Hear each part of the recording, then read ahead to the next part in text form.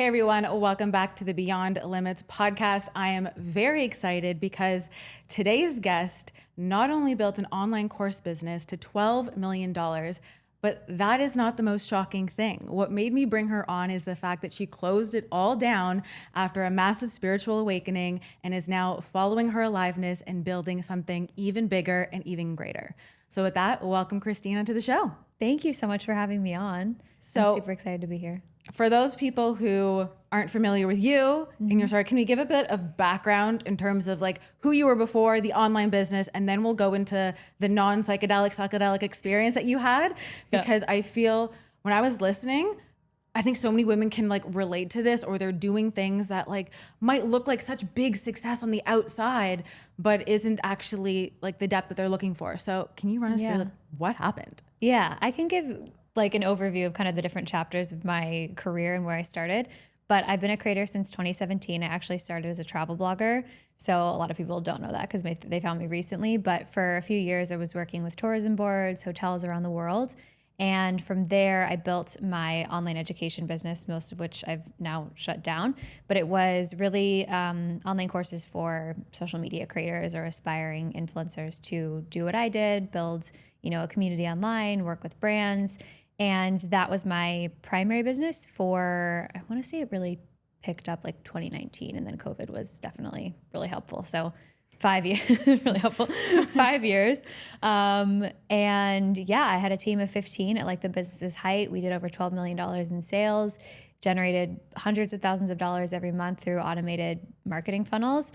And then I want to say a year and a half, 2 years ago, started losing passion for what I was teaching about. And the marketing landscape has changed a lot in terms of like, you can't just run paid marketing and sell people through webinars anymore. There needs to be an organic element to it. And I was really struggling with talking about like social media tips and things like that. And so the business kind of started to reflect my lack of interest over time, and went through a really, really uncomfortable couple of years of trying to figure out like, number one, why do I feel this way about my business?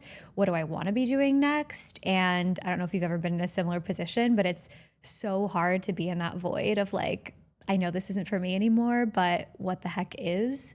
And how do I step into that? And ultimately, the podcast episode that you listened to where I went through a breakup, my business falling apart, so many things at once really brought me to like a dark place enough to evaluate and rebuild from there. I want to dive into the Bali story because I was literally giggling. I was giggling and so like happy and excited. And what I also loved before we get into that was the fact that you were not like super you weren't into manifestation. I wasn't spiritual at all. I was literally giggling. You're like, I didn't know what law of attraction was. Before January. This girl has a massive like Kundalini awakening. I was dying. I was like, this is iconic. So can you rewind us back? You're in Bali, and then Bali was where you decided you were going to shut it down. Then you were in Morocco when you actually like posted about it. Yeah. In Bali, like, how did that decision happen? And I want you to like tell your version of the story of like how that felt in your body, what it was like actually going through, and that like click in that activation that I know like you signed up for the Kundalini activation. I'll let you tell the story, but like to me it's a wild story that I think so many people need to hear, because it's one thing where like someone's super spiritual already, I don't know, they're playing cards, they're doing all these things to have one, and you like, no, I got to go to Bali, I got to sign up for this like activation, and like there was before that moment and there was after that moment, like you were never the same. So like, and I can give context too, like you said, I was not spiritual at all before January. Like I didn't believe in astrology. I didn't believe in past lives. I didn't believe in like anything that I couldn't see. Like, and I'm in recovery, so I've been sober for 4 years, and in AA, you have to find a higher power. So I always just kind of thought about it like, like the universe is my higher power, like, but not really a felt understanding of what that meant. And so in January, when I was kind of going through my dark night of the soul, I sort of felt like I had no choice but to speak to something higher than me. And I do sort of believe in divine intervention now, because it truly felt like something was like planted inside of me that was like pulling me towards like learning about these concepts. And so January, learned about law of attraction. learned about like just energetic frequency. Now I'm like fully on board with past lives, fully on board with reincarnation, like understand all of it, but it went really, really fast and it was really disorienting. So I don't know what your experience with awakening has been, but I feel like for a lot of people, it happens, over years. And for me, it happened within the span of like 3 or 4 months. And it was so disorienting and really difficult to like be in society. And granted, like I say be in society in the context that like most people operate from a lot of ego, right? And I was starting to see through all of it. It was really hard. And then I went to Bali and I booked a Kundalini activation process. And granted, also none of this had any psychedelics too. So that made it even weirder, I feel like, for me. So I've been doing Kundalini yoga for 4 years now. Pretty much when I got sober, I started doing Kundalini. And I didn't really understand, I think, what I was doing with Kundalini yoga. Like I understood, okay, I feel better afterwards. My nervous system feels more regulated, but I didn't understand the actual concept of like what Kundalini is and that it's a way of awakening, essentially, from like an energetic standpoint. And I had done a Kundalini activation in January in Cape Town, and like nothing really like happened. I just cried a lot, and I was like, I'm down for that. I like to cry. So I was like, okay, I'll do this. And this was also the day after I had arrived to Bali. So I just gotten off a 20-hour flight. I was like tired. To be honest, I think the practitioner shouldn't have let me do it, but whatever. So I get there and it's like a group setting. And have you done them before? Yeah, Kundalini, yeah. Kundalini activation? Yeah. Okay, yeah. So it's like one of the group setting ones where you're like, laying in a circle. And it was an hour, no breath work at all, obviously no psychedelics. She's not touching you at all. All we're doing is laying on the ground. She's playing music. And now what I understand is that like she's essentially tuning everybody up to her frequency, essentially. She's Kundalini awakened. I don't know, really. I still don't understand what happened. Still processing. So as I'm lying there, I start feeling like tingling in my arms as I'm lying on the ground. It feels like electricity is running through them. And my logical brain, because I don't believe in any of this stuff, still as I'm there, I'm like, what is going on? I'm trying to stop my arms from like shaking. And then I start feeling some grief come up, which I'm like, that's fine.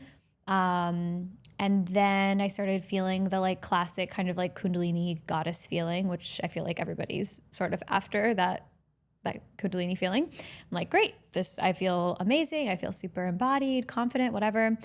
And then as I'm lying there, I'm essentially like lying flat on the floor. And all of a sudden it feels like, the only way I can describe this is like the hospital paddles that people use to resuscitate people, or like, I don't even know, like a car charger's like plugged into my chest, and it's like shocking me.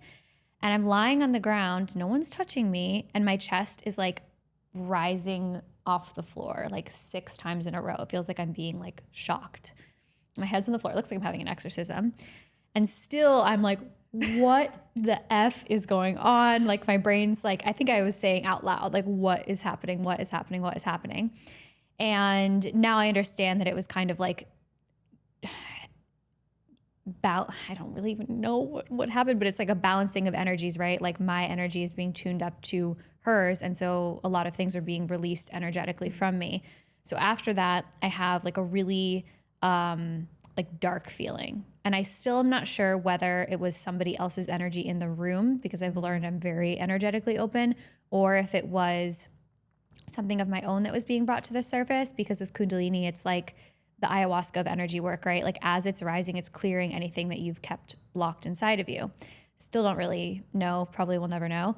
But for the next like 24 hours, I had just like a really dark, like doom feeling over me. And it was really unsettling. So I messaged the practitioner and I was like, something's off with my energy. Can I come back? And I went back to her the next day for like sort of a gentle like Reiki grounding. And that's when the weird shit started happening. Like none of that was weird. That was just like, no, scratching the surface. Yeah, that was just scratching the surface. Whenever I tell the story, I'm like, no, there's chapters to this. So we do the Reiki grounding, whatever.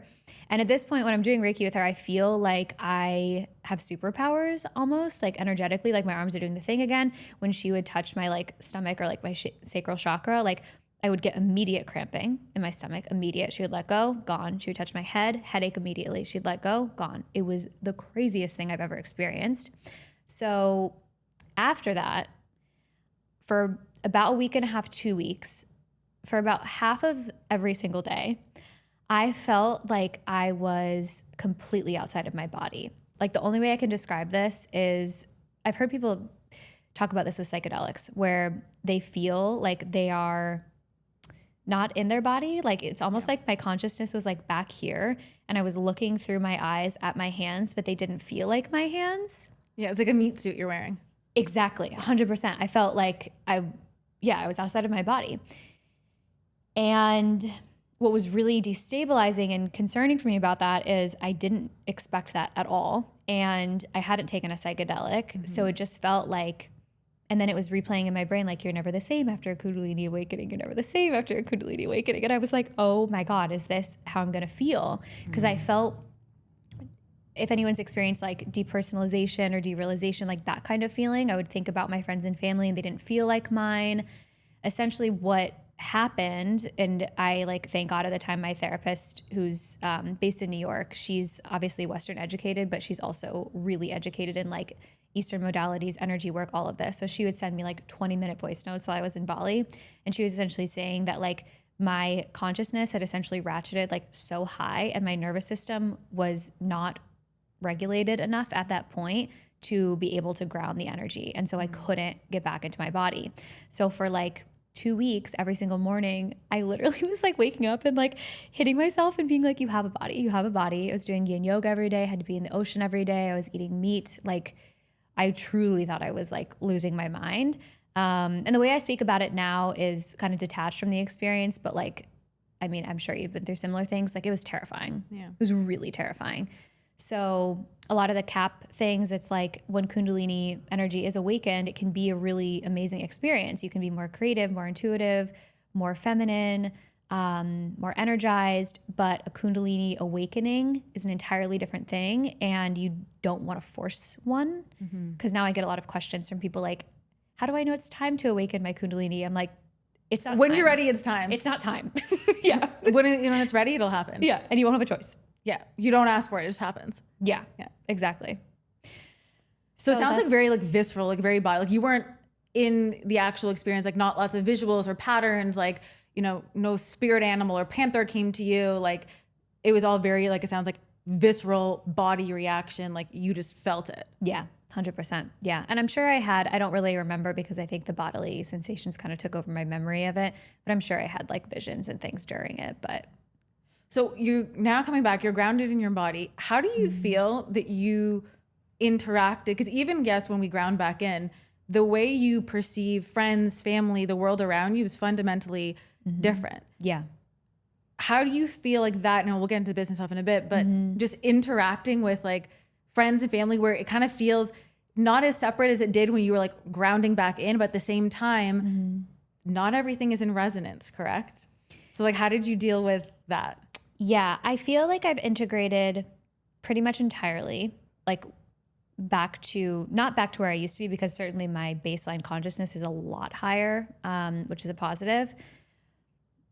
But it took me a while, honestly. And I feel like one of the things that I'm sure you've experienced with awakening and just becoming more conscious in general is like that initial period of trying not to overanalyze and see through everything, essentially. Like I feel like sometimes I am too aware, you know, like I can see everybody's like inner child ego. I can see like where they're armoring. I can see just through like micro movements, they're like the way they speak about themselves, the way that they talk or whatever. It's just like I can see through too much, and I'm trying to ground that a little bit more. But I feel like for my relationships that are aligned with people that are doing, you know, the work, they've only gotten stronger. And I think, unfortunately, like some relationships have fallen away. But I do think overall it has been a superpower because it's connected me so much more to, first of all, my purpose and a larger purpose at that. But also it's fundamentally changed the way that I like experience life on a felt level. My window of tolerance is so much wider. I'm so much more peaceful, joyful, present in my daily life in a way that I wasn't before. So much more self-assured, so much more confident. And that has changed like everything for me. Like the way I interact online, the way I post content online, the way that I, receive feedback from people online. Like everything is very through the lens of self-assurance, which is a different experience for me. So do you feel like there were any people who were kind of like either resistant or like you've changed because like you went from like not that at all and perhaps maybe your friends also weren't into that to then being like so different? Do you feel like everyone was like, yay for the different Christina? Or were some people kind of like, is something wrong? Like, who are you? Like, was there any of that? Or was it all like, everyone was just like, we love this new version? no, I think everybody was very happy for me and the growth that I've had, but it is confronting when somebody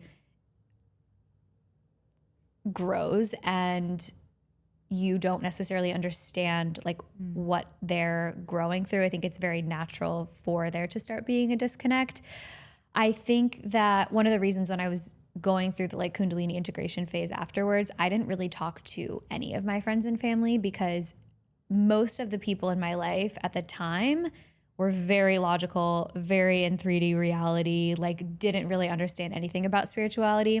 And I was aware that if I talked to them about it, number one, they wouldn't understand, but number two, they might make me feel crazier because at the time I felt like I was losing my mind. Yeah. So it's been really, really important for me to like find people online that, and in real life too, that understand what I'm going through and see the world in the same way that I now do and that are into all of these different things.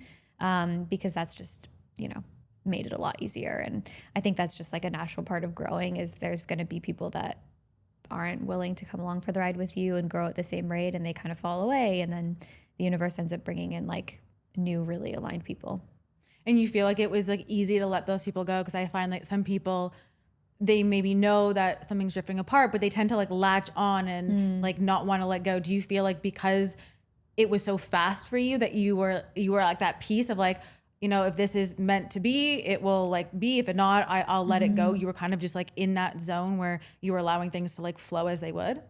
Yeah. I think for me, it's like, I never really, unless the friendship is like more toxic, I don't think I ever cut people off entirely. Right. I kind of more compartmentalize people, like there's certain people in my life that are the like spiritual conversation people. There's people that are wonderful at relationship talk. And there's people that are really good at just business talk. And I like know who is who, Yeah. So I don't think there's really been anybody in my life that I've stopped talking to entirely. I will say that like, without like being specific, there are certain people that I'm around where I'm just like, there is no resonance anymore that I've known for 20 plus years of my life. And I used to party with them. And now it's just like, we see the world so differently that it's very difficult for me to be around them. But the other thing as well is that it's not just difficult for people that are more conscious to be around people that are less conscious. It's difficult for them to be around us. And so I think that they oftentimes will start distancing as well because they start to see themselves in us more. As like a much more clear mirror. And so I think anytime you grow away, it's mutual. Yeah. Oh, I couldn't agree more. Yeah. So you go to Bali, you have all this stuff, then you realize that you need to close the business down. Like there's something else. You make that decision. I want you to talk about being in that void of not knowing what's next. Cause I feel like when I like pivoted my business, I knew what was next. So I dropped it and switched the next day. You didn't know what was next. No. And that for a lot of people can be even more destabilizing because it's like the nothingness, the I don't know. And I know you had like the finances to be able to do so. You didn't have to like the pressure to figure it out. But like, how did you navigate that not knowing and not go too much into the figuring out and the scrambling and like, hey, like I got to make it work. I got to do something like, and actually sit in that stillness and listen and hear without trying to make something up to give yourself the illusion of being productive. Yeah, it's really difficult. And I am so grateful that I did have the financial position to be able to take a break, because I mean, I shut my courses down in May. I did have like a final sale on them, so that certainly helped. But I haven't launched anything new, and I will be in the next couple of months, so everyone can see on that. But yeah, here's the thing I've learned. When you're trying to find answers from a place of force and control because you need something, right? It's always going to be the wrong answer. Mm-hmm. Like always it's going to be the wrong answer because it's coming from the wrong intention. And so I knew that it's a delicate balance, because on one side it is about giving yourself the space and the presence with yourself to receive the answers. And then also it's making sure that you're actually like taking action as well. And I think there were like I think of them as little breadcrumbs, right? There were little breadcrumbs along the way of like, oh, you're being pulled to this. Okay, let's try this. Or like, oh, you're interested in this. Like, let's try that. And so I just consciously made the effort to like follow where I was being led in different areas, and like trusting that that path was leading me somewhere. And that requires, I think, a level of like surrender and trust in the universe that like there will be a light at the end of the tunnel. So funny you say breadcrumbs, because I was thinking before you said breadcrumbs, I'm like, I bet it's just like a little trail of breadcrumbs. Yes. But I feel like there were breadcrumbs for you even before that. Like there's been breadcrumbs of like not feeling a certain way in the business. Oh, now go to Bali. Oh, book activation. Now do this. Now do this. Like it's just one breadcrumb after the other, after the other. Yeah. But when you're running around, you can't even like notice the breadcrumbs if you're trying to like you're not going to be able to like catch it. And like you said, it's not always like this big giant sign written of like, go left or do this. It's subtle, but if you're running around, you can't notice the subtle breadcrumbs, and then you're going to miss like what's right in front of you. Exactly. Like if you're in that constant state of like panicking and anxiety and like trying to control everything outside of you, you're right. It's like, it's impossible to notice the way that the universe is whispering at you and the way that your intuition is whispering at you. And I even think about small things. Like for example, I was trying to find an apartment in Miami in February, and the one that I wanted, it didn't work out for some reason. And then he was like, I'm going to try to sell it for a few months. And if I had taken that apartment, I would not have gone to Bali. And what's funny is I went to Bali, I get back to Miami, and I get the apartment. And if I had not gone to Bali, none of the Kundalini stuff would have happened, and nothing. And so it's not only the like positive signals of what you're interested in, it's trusting also that things fall apart for a reason, or things are delayed for a reason, and that things are working behind the scenes in a way that you might not understand right now, but that will be revealed to you, even when it's really, I don't know if I can swear, really fucking hard. What allows you to trust? Because I feel like sometimes like, oh, you just trust. And sometimes that can be easier said than done. Do you feel like it was the proof that you're like, oh, I have had these things happen in the past, so I can see that I can trust? Is it because of the whole like Kundalini activation that you felt like you could just trust? Because I feel like trust is like a word people say like just trust, but it's like, all right, how do you trust? Yeah. Something I started doing, I think, without even realizing that I was doing it, honestly, before Kundalini, I started a note on my notes app of like all of the I don't want to use the word synchronicities because maybe your audience understands synchronicities. Like all the synchronicities that were happening in my life, and the signs that I was getting, and the ways that things were working out for me. So like, somebody reaching out to me for a podcast opportunity, or somebody sending me a message that was like, I really love when you talk about this, or a friend mentioning, whatever it is, just starting to turn my attention towards those things, because the more that you focus your attention on how life is working out for you, you focus on that more. Yeah. And then you start realizing, oh, all of the pieces are coming together for me. But I also think that it's a matter of like nervous system regulation also. Like you can't really trust in anything if you're constantly dysregulated. And for me, I think that's been like my biggest superpower, because when I am regulated and I'm calm and I'm at ease and comfortable in my body, then I'm much more able to feel like, I don't know how to describe, like, but you know what I'm talking about, like in tune, like I have a direct relationship. Yeah. And also just experimenting with this stuff too, like waking up every day and just talking to your spirit guides, talking to something higher than you, whatever you believe in, even if you don't believe in it, just talk to them and ask for things, ask for signs, remain, regulated, use nervous system regulation tools, and like you will start to notice things. And I really didn't believe that was a thing before 6 months ago. I love this. But now I'm like, oh shit, okay, this does actually work. And then when you start to see those signs, then you start to trust in things. And also thinking back of like any other time that you had something happen in your life that was really destabilizing, really devastating, and thinking back to where you are now, like everything is working out for you. And so it's in those moments when things are appearing to fall apart, appearing to not go your way, when you're feeling devastated, when you're feeling out of control, that the certainty that it is actually working out for you. Like I always say, the universe plays chess, not checkers with you. It's like all the moves are not obvious. I like that. Until they are. I like that. I know it popped. That was a walking thought that I had. That's good. And I also love that you say nervous system is like superpower, because I've been saying that for years, and so more people need to understand it.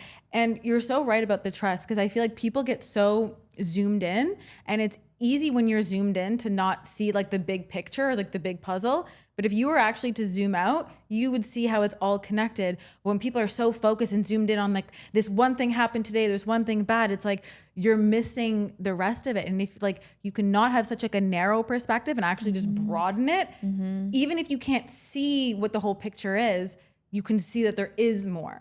Exactly. And it will become clear, but it actually, in order for it to get clear, it's like people have this close up, like, I can't see it. And it's like, exactly. We got to pull back. We got to like have this larger perspective than what's going on in this minute or in this hour or like this month in life and business and the relationship, et cetera. Exactly. And people don't see how it's like when you are in that state of nervous system dysregulation, how you are trying to control things in your external environment, like people you're in a relationship with, your job, social media reach, like whatever, anything outside of you, to feel safe inside of yourself, without realizing that like if you find safety within yourself, then none of that matters, and you can surrender to the flow of life and the way that it's supposed to unfold so much better. You're speaking my language. Oh my God. I love when you just like reiterate things that I talk about all the time. I know. I love when new people hear it, because it's the key. It's so good. It is the key. The whole thing.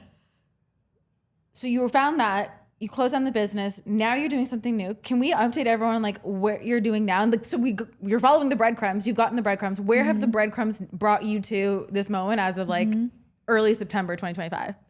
I'm obsessed with the subconscious mind. I'm obsessed with nervous system regulation. I'm obsessed with universal laws and energetics, and using those things to fuel 3D results. And I'm also incredibly strategic as well. So like through this entire thing, and I think this happens a lot when people go through massive change, I think people tend to swing from like one thing to another. So like I had a couple months where I was like, you know what?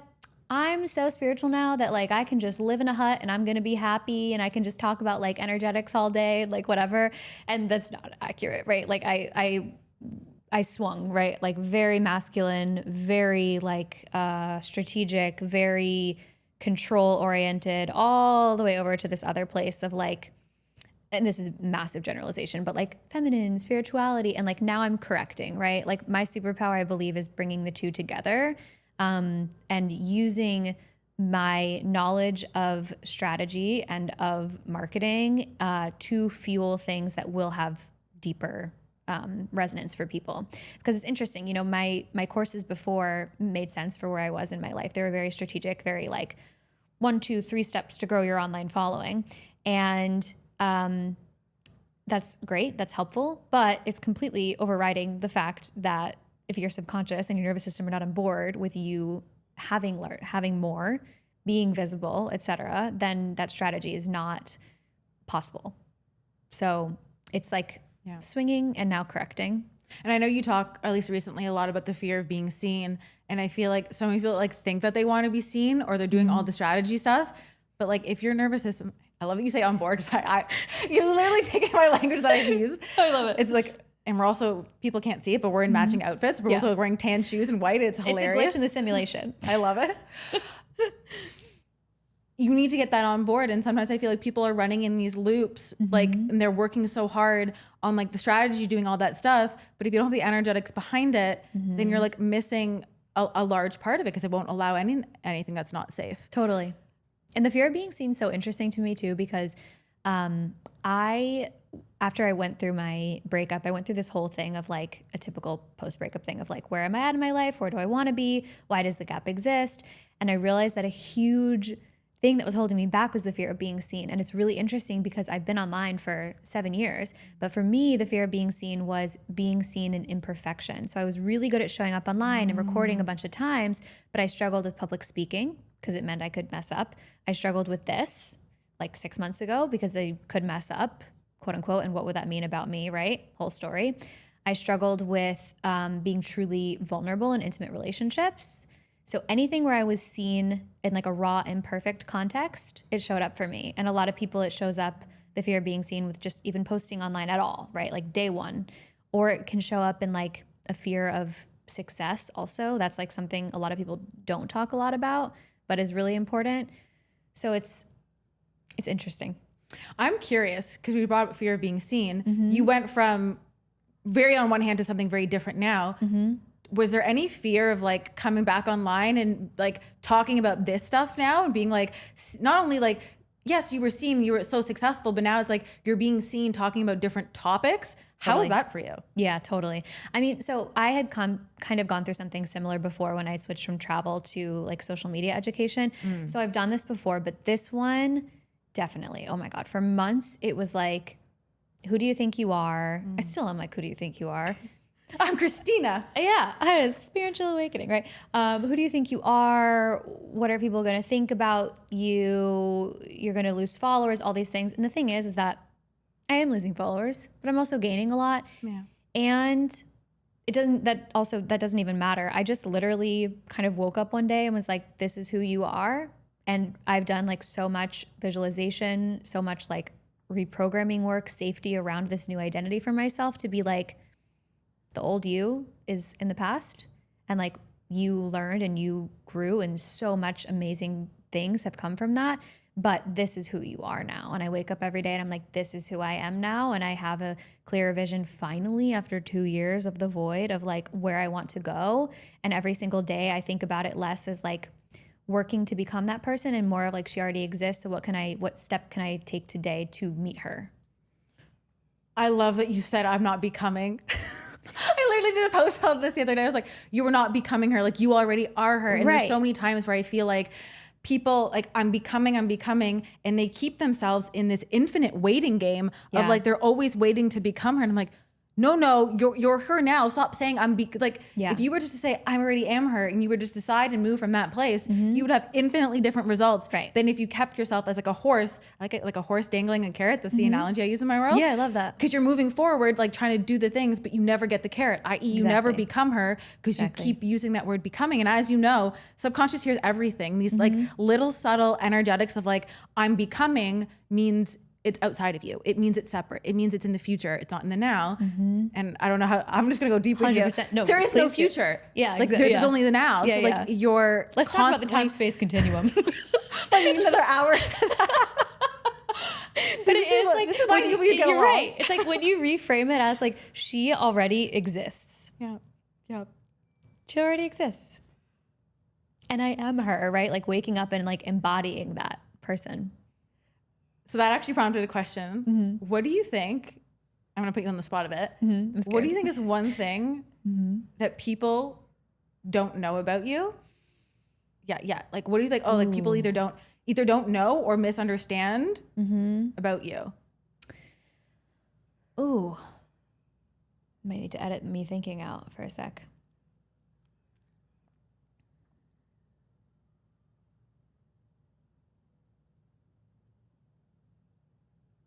I think people probably don't know how much I have struggled with just not feeling good enough. Like I think people from the outside could very much see like the success I've had, the network I've had, the following I have, like the way I look, the way whatever, and be like, surely she thinks she's not good enough.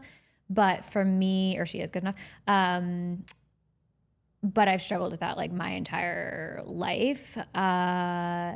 Obviously, I have struggled in the past with addiction. I've been 4 years sober, but when you struggle with substance abuse or addiction and that whole cycle, it is so disempowering and just like really eats away at your self-confidence. And so when I think back about who I was like 5 years ago, just truly filled with so much self-hatred and shame and no coping skills, no emotional regulation skills, nervous system window about like an inch big, to now having made so much progress on that, I think people probably don't see that. And it's interesting because through this entire process, I've thought a lot about where motivation and ambition comes from. And I think for the most successful people in the world, unfortunately, a lot of that drive and ambition comes from a need to prove yourself, avoid a fear. Like fear is a very, very motivating thing. And so one of my biggest, I don't want to say struggles, but like things I've had to face in this period is recalibrating where my drive comes from. Because I'm like, I'm not as scared. I'm not as insecure now. I don't have as much to prove because I love myself, like truly, truly. So where does my drive come from? And it's shifting to a desire to serve. And that can be as strong as a motivation, but it feels different. I'm in love with you. Like, I love you. This is why I flew down here. It feels different. I agree with everything you're saying. It just feels so much different when you're coming from service than when you're coming from, you know, I want to make X amount of money because then I'll be enough. Or when I'm a millionaire, then I'm enough. Or when I have X followers, then I'm enough. Or when I have this body, then I'm enough. Or my whatever, then I'm enough then. And it becomes this like never ending game because there's always more money, more things. And it doesn't feel like, it always feels hollow. It always feels like a chase. Nothing ever feels like yummy and delicious and overflow. And you like, it is such a different frequency. So what I like to say, and I like to say it's like, I don't know if you did this, but like, you know, like the 100-calorie like Oreo Thin-sations back in the day, like the diet cookies. It's like eating diet cookies versus eating real chocolate cake. Yes. Real chocolate cake is like coming from service. On a soul level. Yeah. The diet cookies are like the not enoughness that coming from like, you know, trying to fill a void, but like it doesn't actually like satisfy you. Coming from service satisfies on a whole level 100%. because you are full already. You are whole and complete already. So what you were doing is just coming from that place. Exactly. And you will end up being just as successful externally too when you're driven that way. So it's not like you have to choose. It's just what you're operating from. But it is so true. Like, you know, I know a lot of founders that have had like really, really big exits, and they are, a couple of them, like the most miserable people I've ever met in my life. And it's like, never enough, never enough, never enough. And I'm like, it's so driven from like that childhood place of never enough, never enough. And it's like on a soul level, you're never satisfied. And it's sad. I mean, it is. But if you don't know any different, like you think that that's all there is to experience. Totally. I feel like I could talk to you for another 3 hours. I would love to. Like I would. I'm aware of like your time and the time. I, like I said, could talk to you for hours. We might have to like come back for like another episode and like a part 2. The last question I want to ask, because this podcast is called Beyond Limits. I know we've touched on so much, but like to you, what does it mean to live beyond limits? Ooh.